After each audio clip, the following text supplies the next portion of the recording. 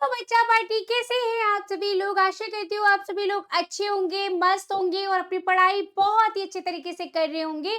तो चलिए अपने साहित्य दर्पण की सीरीज में हम आगे बढ़ते हैं।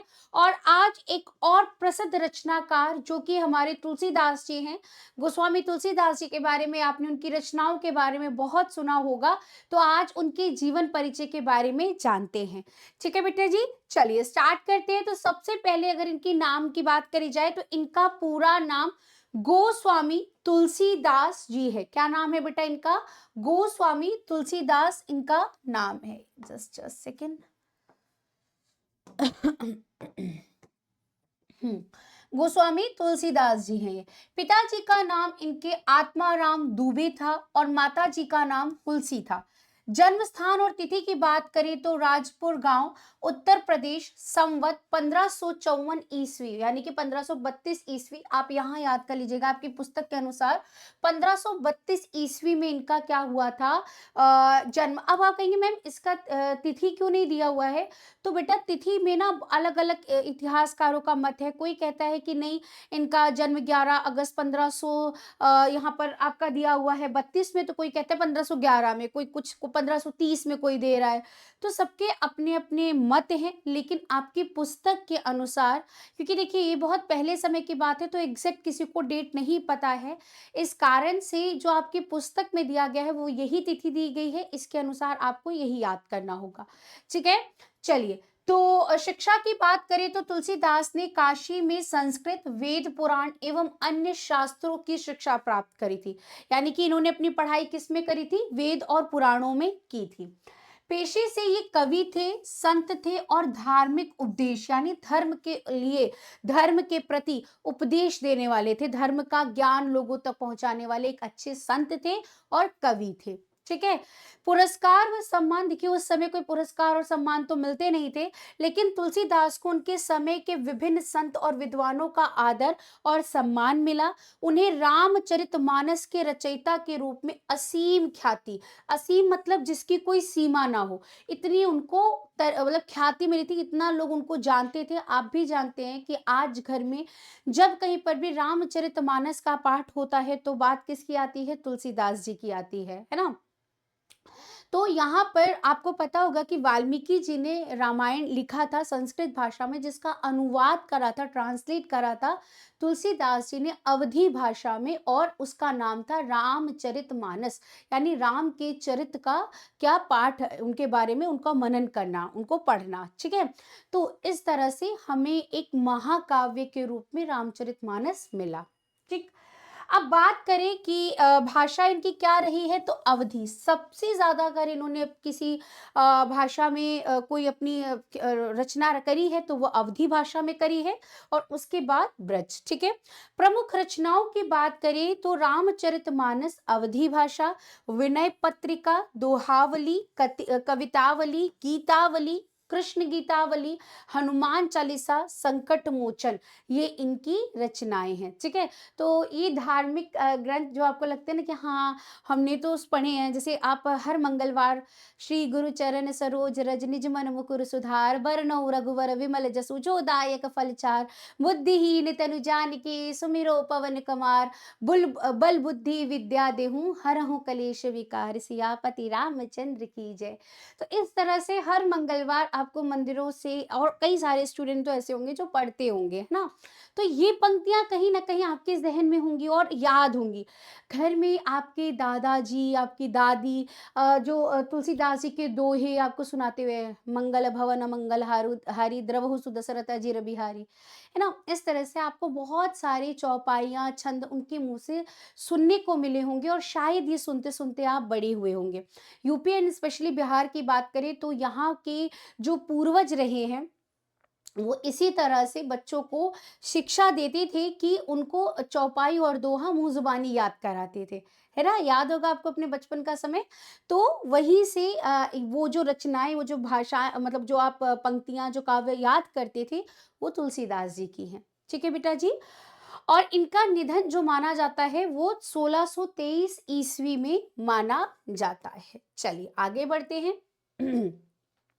अब इनसे संबंधित कुछ महत्वपूर्ण बिंदु जानते हैं, पहले इनके जीवन से संबंधित। तुलसीदास का जीवन त्याग, तपस्या और भगवान राम की भक्ति से भरा हुआ था। ठीक है, इनका जो जीवन था वो त्याग, सब कुछ त्याग कर देना, तपस्या करना और श्री राम जी की भक्ति से जुड़ा हुआ इनका पूरा जीवन था। उनके जीवन का सबसे महत्वपूर्ण कार्य, अब देखिए बेटा यहाँ पर महत्वपूर्ण ये जो लिखा है ना, ये वर्तनी की दृष्टि से अशुद्ध है। अगर आपसे वर्तनी से सवाल आ जाता है ना, देखो ये गलत लिखा हुआ है। महत्वपूर्ण, देखो यहाँ पे भी लिखा है महत्वपूर्ण की अगर हम बात करें तो हम्म, मतलब दो त आधे आते हैं, इसका मतलब है इसमें दो त हैं। ठीक है, दो त आते हैं महत्वपूर्ण में, याद रखना वो वर्तनी शुद्ध होती है। कार्य रामचरितमानस का लेखन है जिसमें रामायण के चरित्र और राम के आदर्शों को सजीव रूप में प्रस्तुत किया है। आप कभी रामचरितमानस आपके घर पे पाठ होता होगा, जब होता है ना कि हमारे घर रामायण की पूजा है, रामायण पाठ होने वाला है, तो हम ये जब सुनते हैं तो हम उसको ना लय ताल और आज कल के बीट्स के अकॉर्डिंग उसको सुनते हैं, तो हमें बहुत आनंद आता है इसलिए सुनते हैं। लेकिन कभी आप रामचरितमानस, सुंदरकांड जो उसके 7 कांड है आपने सुने होंगे, है ना, किष्किंधा कांड, अयोध्या कांड, है ना, अरण्य कांड, तो जब कभी आप उनको खुद से उठाकर उनके अर्थ के साथ पढ़ेंगे ना, तो आपके कई बार मतलब आप उसको जैसे एक मतलब मन से जैसे इस चीज को पढ़ रहे हैं, तो आपके आंखों से आंसू आ जाएंगे। आपको ऐसा लगेगा कि उसके सारे जो पात्र हैं वो आपके सामने हुए हैं, और कितनी सारी ऐसी जीवन के अंदर ना आपको अच्छाई देखने को मिलेगी। आपको लगेगा यार हम जीवन में व्यर्थ में सब चीजों के लिए लड़ रहे हैं, है ना। आपको खुद ब खुद एक अच्छे पॉजिटिविटी, सकारात्मक कदम उठाने के लिए प्रेरणा देंगे, ऐसे महाकाव्य है ये। ठीक है, तो इतने सजीव तरीके से उन्होंने प्रस्तुत करा है अवधी भाषा में रामचरितमानस को। तुलसीदास ने अपनी रचनाओं के माध्यम से समाज में व्याप्त बुराइयों को दूर करने का प्रयास करा है। वे भगवान राम को मर्यादा पुरुषोत्तम बताते हैं। मर्यादा पुरुषोत्तम, पुरुषों में है जो उत्तम, कौन? श्री राम, है ना। कि जो मर्यादा है, जिनकी अपनी कोई बोलते हैं ना, जिसकी अपनी एक सीमा होती है, उसे पता है कि चाहे वो बेटे की हो रिश्ता हो, चाहे पति का रिश्ता हो, चाहे भाई का रिश्ता हो, चाहे एक राजा का हो, जो भी जिस भी स्थिति में है वो ऐसे मतलब अपने हर एक कर्तव्य का इतने अच्छे से पालन करे, जिसको देखकर मतलब आप देखो ना कि हम सोचते हैं कि राम जी ने तो ये कर लिया, आज के इंसान से ऐसे करने की मतलब हम सोचते हैं भगवान है, भगवान नहीं, वो भी एक तरह से इंसान के रूप में आए थे, राम थे लेकिन राजा थे वो, है ना। तो जिस तरह से एक राजा को कार्य करना चाहिए, एक बेटे को करना चाहिए, एक पति को करना चाहिए, एक भाई को करना चाहिए, वो सारे कर्तव्य का पालन उन्होंने करके दिखाया। तो उससे हमें एक प्रेरणा मिलती है कि हाँ, हमें भी इस तरह से जीवन को यापन करना चाहिए। ठीक है, वे भगवान राम को मर्यादा पुरुषोत्तम बताते हैं और उनके आदर्शों का प्रचार प्रसार करते हैं। तुलसीदास ने जन भाषा, लोगों की जो भाषा थी, वो अवधि में लेखन पर राम कथा को जन जन तक पहुंचाया था। तुलसीदास की रचनाओं में भक्ति, नीति मतलब किस तरह से हमें कानून जो होते हैं उसको मतलब जीवन में क्या अधिकार है, क्या कानून है, इस पर बात करते थे। समाज सुधार के तत्व प्रमुख हैं। उन्होंने अपनी रचनाओं में सरल, सुबोध मतलब बहुत आसानी से समझा जा सके ऐसी भाषा का प्रयोग किया, ताकि समाज के हर वर्ग को तक उनका संदेश पहुंच सके। उनकी भाषा में प्रभाव, सहजता और भावुकता यानी इमोशंस भी हैं। बहुत सिंपल भाषा है और बहुत आसानी से जो सबको समझ में आ जाए, ऐसी भाषा में उन्होंने अपनी बातों को लोगों तक पहुंचाया है। जो पाठकों को मन में गहरी छाप छोड़ती है। तुलसीदास ने अवधी और ब्रज भाषा को उत्कृष्ट उपयोग कर रचनाओं में जन सामान्य की बोली का सुंदर निर्वाह किया है। अब कला पक्ष, उनकी जो रचनाएं होती थी उनके बारे में जानेंगे।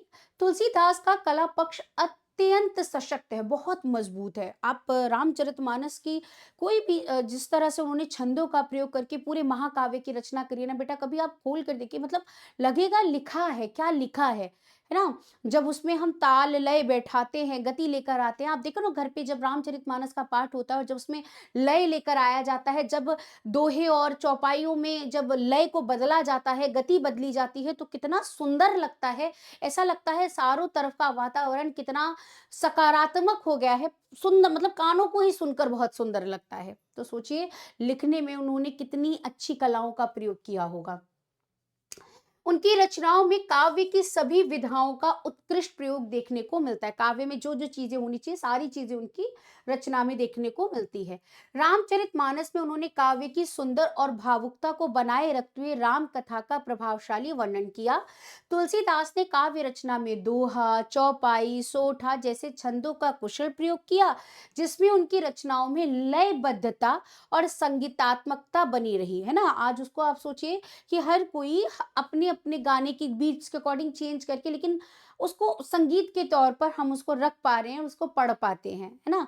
आपने सुना मंगल भवन, तो इसमें एक लय आ रहा है ना? आप उसको जैसे अब हर कोई अपनी तरह से पढ़ता है इसे, मंगल भवन अमंगलहारी द्रवहु सुदशरथ अजिर बिहारी। तो राम सिया राम, हर कोई अपने लय के अकॉर्डिंग इसे बदल कर चाहे जैसे भी लेकिन इसको संगीतात्मकता लय के अनुसार प्रयोग कर सकता है। ठीक है? इसके अलावा वे प्रकृति चित्रण अलंकार और उपमा का भी प्रयोग अच्छा करते हैं। ठीक है? इसके अलावा उन्होंने अलंकारों का भी प्रयोग किया है। क्या हो गया? जस्ट अ सेकंड बेटा। वुड हैंग कर गया है भाई। हम्म। अच्छा ठीक तो है। भाव पक्ष ओके। So sorry. मुझे ऐसा लगा कि बोर्ड हैंग कर गया, मतलब कलर डाउन हो गया। मुझे लगा कि बोर्ड हैंग कर गया है। ओके। भाव पक्ष की बात करें तो तुलसीदास के काव्य का भाव पक्ष भी अत्यंत प्रबल है। उनके काव्य में भक्ति, प्रेम, करुणा और आदर्श का भाव प्रकट होता है। थोड़ा सा बच्चा कलर चॉइस थोड़ा सा गड़बड़ हो गया है इसमें, बट आपको दिख रहा होगा अच्छे से। मैं कोशिश करूंगी आगे से ऐसा ना हो, तभी मुझे भी थोड़ा सा ग्लिच हुआ कि क्या हो गया इसमें, बट दिख रहा होगा आपको, है ना? तुलसीदास के काव्य का भाव पक्ष भी अत्यंत, मतलब अगर हम शब्दों की बात करें, जितने अच्छे शब्दों का प्रयोग करा है उतना ही मजबूत उनका भाव है। मतलब जब कौशल्या से श्री राम छोड़ मतलब अंतिम बार मिलते हुए निकलते हैं कि हाँ अब माँ मैं वनवास के लिए निकल रहा हूँ, उस दौरान एक माँ की करुणा वेदना किस तरह से प्रकट हुई है ना? कि एक भाई जब आता है और उसे पता चलता है कि उसके भाई को वनवास भेज दिया गया है और वो अपनी माँ से किस तरह से बातें करते हुए अपने भाई के पास उनकी पादुका को सर पर लेकर आते हैं। जब आपने लॉकडाउन के समय में वो रामचरितमानस को का जो एक धारावाहिक था, उसे आपने देखा होगा, मतलब लॉकडाउन के टाइम पे आपको कितना रोना आया होगा। इवन मुझे याद है कि जब कुंभकर्ण को मारा गया था, इवन मुझे उस पर भी रोना आ रहा था। जिस तरह से एक भाई के प्रति के जो कर्तव्य होते हैं, मतलब नेगेटिव है वो उसको हटा दीजिए, लेकिन एक भाई के लिए किस तरह से एक भाई त्याग कर रहा है, वो देखकर एक भावुकता जगती है। और शायद हर एक जब वो गाना आता है ना कि मुझे वो गाना एग्ज़ैक्ट याद नहीं आ रहा। ले चला रे राम की निशानी, राम भक्त ले चला रे राम की निशानी। तो वो जो आँखों में पानी आता है, वो सच में ऐसे भावुकता को दिखाता है। और वो उसमें लगता है कि रामचरितमानस में तुलसीदास जी ने कला को, अपनी साहित्य को बहुत ही अच्छे तरीके से रखा है। ठीक है? उन्होंने भक्ति, प्रेम, करुणा, आदर्श के भाव प्रकट किए। तुलसीदास ने भगवान राम को मर्यादा पुरुषोत्तम के रूप में प्रस्तुत करा। उनकी भक्ति में पूरी तन्मयता, मतलब उन ऐसा लगता है कि उन्होंने पूरे तन, मन, धन से उस रचना को लिखा है। लीन हो गए। तुलसीदास ने सामाजिक सुधारों के विचार को भी अपनी रचनाओं में शामिल किया, जिसमें सभी जातियों के प्रति समानता, सद्भावना और समाज के प्रति प्रेम का संदेश निहित है। ठीक है? चाहे रामचरितमानस में केवट का किरदार हो, चाहे अन्य जो जंगल में वो मिलते हैं उनको दोस्त बनाते हैं, है ना? उन सभी किरदारों के माध्यम से सभी जातियों को एक समान रूप से बोलते हैं ना सद्भावना, प्यार मिलना चाहिए, एकता की भावना होनी चाहिए, सारी चीज़ें देखने को मिलती हैं। तो समाज में जो बुराई है ना, भेदभाव, जाति प्रथा जो है उसको दूर करने का भी कहीं काफ़ी हद तक प्रयास करा था उन्होंने। उनकी रचनाओं में राम के प्रति भक्ति और सेवा भाव का अत्यंत मार्मिक चित्रण मिलता है। अब उनके साहित्य में क्या-क्या योगदान है, तो आप बता देंगे कि उन्होंने रामचरितमानस को जन-जन तक पहुँचाया। उन्होंने संस्कृत की बजाय अवधी भाषा में रचना की, जिससे लोगों को मतलब उनको लोकप्रियता मिली थी और साथ ही साथ भाषा को भी लोकप्रियता मिली। तुलसीदास ने समाज सुधार के विचारों पर प्रचार किया और जात-पात, भेदभाव आदि के खिलाफ संदेश दिया। हनुमान चालीसा के माध्यम से हनुमान भक्ति का प्रसार किया, जो आज भी हिंदू समाज में अत्यधिक लोकप्रिय है।